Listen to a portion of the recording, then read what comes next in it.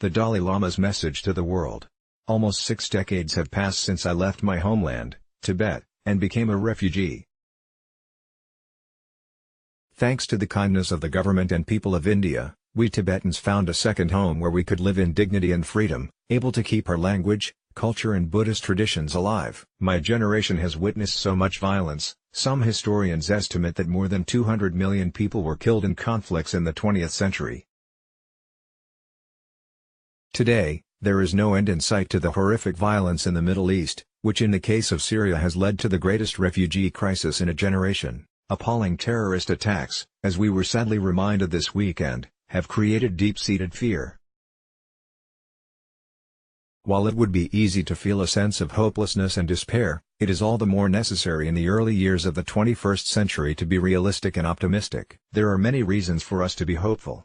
Recognition of universal human rights, including the right to self-determination, has expanded beyond anything imagined a century ago. There is growing international consensus in support of gender equality and respect for women. Particularly among the younger generation, there is a widespread rejection of war as a means of solving problems.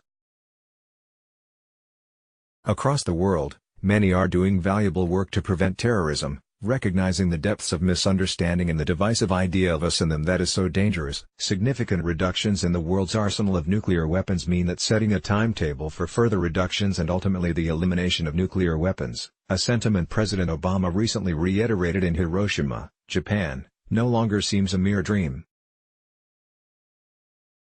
There are many reasons for us to be hopeful.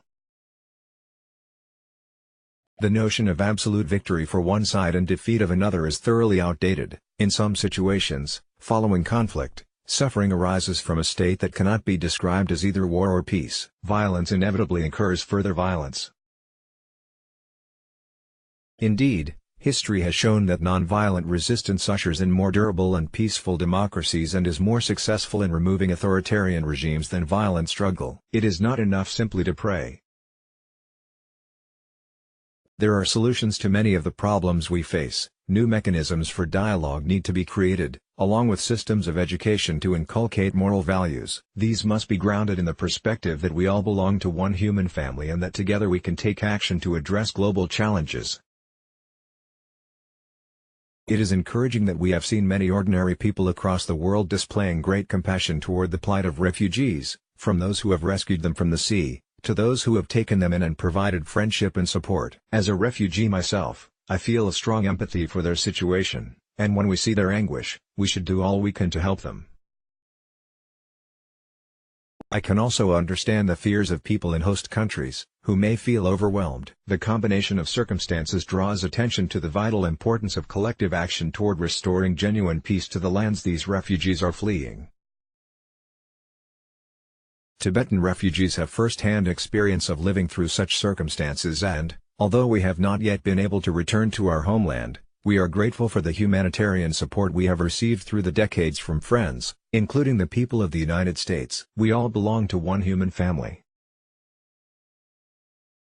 A further source of hope is the genuine cooperation among the world's nations toward a common goal evident in the Paris Accord on climate change. When global warming threatens the health of this planet that is our only home, it is only by considering the larger global interests that local and national interests will be met.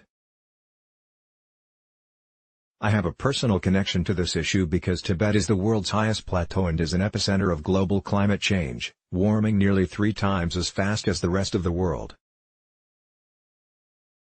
It is the largest repository of water outside the 2 poles and the source of the Earth's most extensive river system, critical to the world's 10 most densely populated nations.